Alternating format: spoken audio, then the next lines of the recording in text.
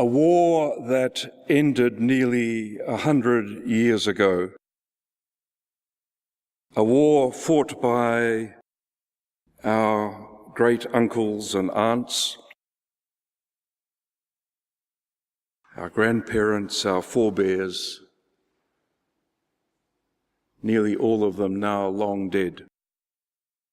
A war best forgotten? I don't think so.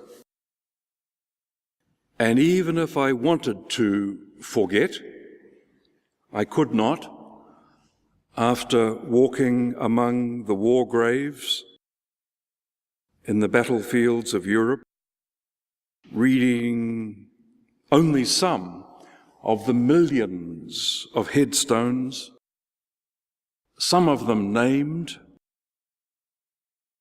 many others simply labelled known only to God. My own remembering began on a Wednesday night at 8 o'clock in a place called Ypres, that once devastated but now reconstructed Belgium town, around which 500,000 Allied soldiers lie. And on that night, in the crowd that had gathered from the whole world over, I heard the last post played, as it is played every night in Ypres under the Menin Gate. And I listened to a group of young and proud Australian teenagers, high school students, in stockman hats and oilskins. And I heard them read the Lawrence Binion lines that we'll read again today. Those same young people were on their way to Gallipoli to join thousands of more of their own age group from New Zealand and from around the Commonwealth, to stand and remember in the dawn light a war that is now 3 generations removed from them. And on this 99th anniversary of the beginning of World War I, and the 95th anniversary of the armistice that ended that conflict, it is remarkable that remembrances like this day and Anzac Day still continue to find new life, especially among young New Zealanders. The survivors of that nightmare war have died, but the memory of their self-giving and their sacrifice has not died.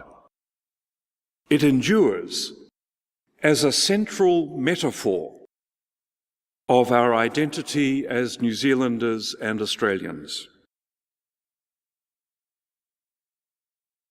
In Mark Haddon's marvellous novel about an autistic boy called Christopher, the young man finds metaphor very confusing, until his mother explains to him that his own name is a metaphor. Christopher is the saint who carried Christ across the river. And the boy heard that and embraced that role and became a carrier for others. And that's what days like this do for us. They carry so much of who we are and something of who Christ is for us. Such metaphors are taonga, they're precious treasures, rescued from the horror of what happened at Gallipoli and Flanders and the Somme and wherever Anzacs died alongside their Allied comrades in battles like Passchendaele, the scale of which we are only now beginning to understand. It takes 99 years to break the silence of these places. In Sebastian Falk's novel Birdsong, Elizabeth retraces her grandfather's forgotten war on the Western Front, and she visits a memorial gate at Flanders Field. And she looks up at the British names. Their chiseled capitals rose from the level of her ankles to the height of the great arch itself. On every surface of every column, as far as eyes could see, there were names, teeming, reeling over hundreds of yards, over furlongs of stone. "Who are these?" she asked.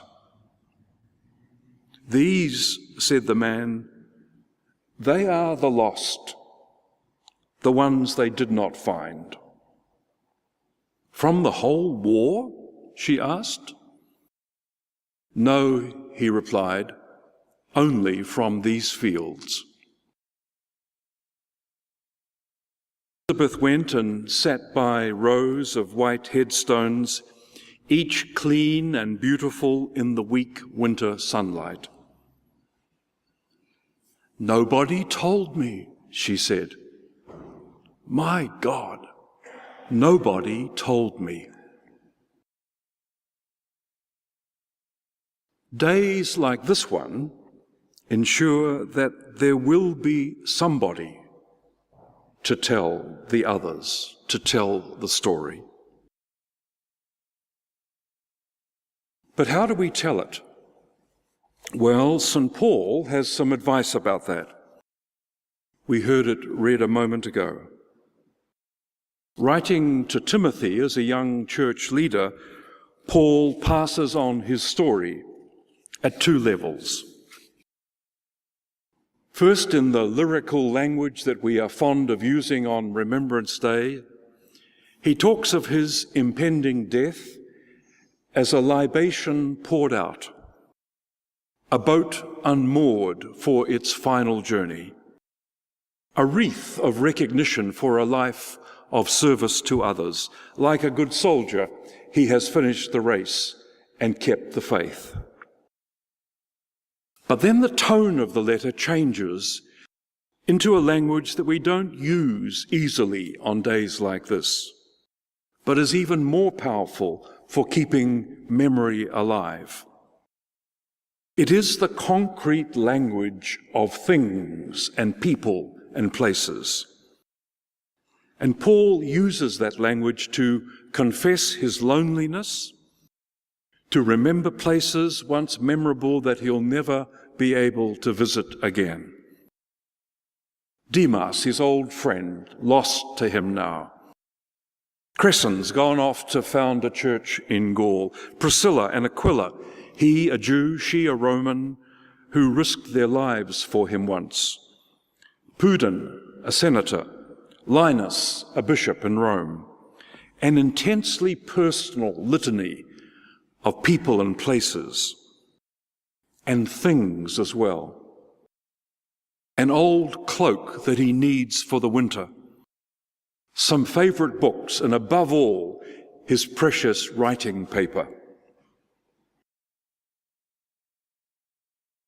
When I have been to the battlefields where our fathers and our grandfathers died, I am always overwhelmed by the personal detail of their diaries and their letters and what was in their pockets. On Flanders Field, only a year or so ago, they dug up a British infantryman, still curled up in his 1915 trench, clutching his rifle, and alongside him, a French dictionary, a pack of cards, and a jar of Bovril. He hadn't been to Ephesus or Corinth or Galatia like Paul. His Europe was made up of Belgium places with Tommy names: Hellfire Corner, Shrapnel Crossing, Suicide Road, Dead Dog Farm. But these places and these things, like the metal debris on the heights of Gallipoli, become sacramental items on Remembrance Day. They connect like electric wires into the raw energy of memories that make us who we are. Through the detail of these soldiers' lives, we are still able to address them directly, personally, and say to them, as Paul said to his friends, "Thank you, thank you, thank you. May God's grace be with you as you gave your grace to us." Another word for grace is a gift beyond deserving. So thank you for such a gift. The past we harvest that was yours, the present that you gave for ours. Amen.